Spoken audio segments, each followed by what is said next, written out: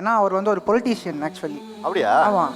அவரை பார்க்கவும் பொலிட்டீஷியன் மாதிரி இருக்க மாட்டார், அவர் பையனை பார்க்கவும் பொலிட்டீஷியன் பையன் மாதிரி இருக்க மாட்டேன். ஏன்னா ஒரு கிளீஷேவாக இருக்கும் பார்த்தீங்களா, அரசியல்வாதி பையனாலே இப்படி தான் இருப்பாங்க, அரசியல்வாதினாலே இப்படி தான் இருப்பாங்கன்னு. அதை அவர் பிரேக் பண்ணிட்டார் ஆக்சுவலி. என்னென்ன பிரேக் பண்ணியிருக்காரு அதுலேருந்து? லைக் அரசியலுக்கே வர விடல, எல்லாரை பற்றியும் தெரிஞ்சுக்க விடுவார், எல்லாம் பண்ண விடுவார். பட் இன்வால்மெண்ட் வரும்போது லைக் அங்கே ஒரு ரெஸ்ட்ரிக்ஷன் பேரியர் இருக்கும், படிக்க வச்சிட்டாரு. என்ன ஒன்றுனா என்கிட்ட பேச மாட்டார். இப்போ நாங்கள் வந்தது தான் ஒரு லாங்கஸ்ட் ஜேர்னி ஒன்றா வந்தது. கடைசியாக எப்போ இந்த மாதிரி ட்ராவல் பண்ணணும்னு தெரியாது. லைக் ஒரு சராசரியான ஒரு பசங்க என்னெல்லாம் அவங்க அப்பா கூட பண்ணுவாங்களோ சின்ன வயசுலேயே இருக்கட்டும் இப்போயும் இருக்கட்டும் எல்லாமே நான் மிஸ் பண்ணியிருக்கேன் ஆக்சுவலி. இப்போ நான் திரும்ப போய் அதெல்லாம் ரீலீவ் பண்ண முடியாது ஆக்சுவலி, எல்லாம் முடிஞ்சு போச்சு. ஸோ இனிமேலாச்சும் வராது கொஞ்சம் பசங்க கூட டைம் ஸ்பெண்ட் பண்ணணும். ஏன்னா அவர் ஃப்ரெண்ட்ஸ் கூட நல்லா டைம் ஸ்பெண்ட் பண்ணுவார், காரில் போவார், நல்லா சுற்றுவார், ஜாலியாக இருப்பார் ஆள். பட் வெரஸ் பசங்கன்னு வரும்போது அது கிடையாது. அது அப்படி ஒரு அப்பா வந்திருக்கணும். நல்லா ஃபன்னான அப்பா தானே உங்களுக்கு இருக்காரு அவரு.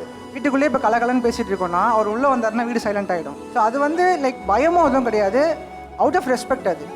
ஏன்னா அவர் வெளியே இருக்க ஆளுங்கள்லாம் அவர் எப்படி பார்க்குறாங்கன்னு அது எங்களுக்கு தெரியும். இப்போ நான் ரோல் மாடலாக பார்க்கலன்னா கூட மற்றவங்க ஒரு 4 பேர் என் அப்பா ஒரு ரோல் மாடல் சொல்லி நான் கேட்டிருக்கேன். சர்க்கஸில் டக்குனு ரிங் மாஸ்டர் வந்தவொடனே டக்குன்னு போய் எல்லா முறையும் கரெக்டாக ஒரு இடத்துக்கு போயிருப்பாங்க. அந்த மாதிரி அதே மாதிரி தான். அதே மாதிரி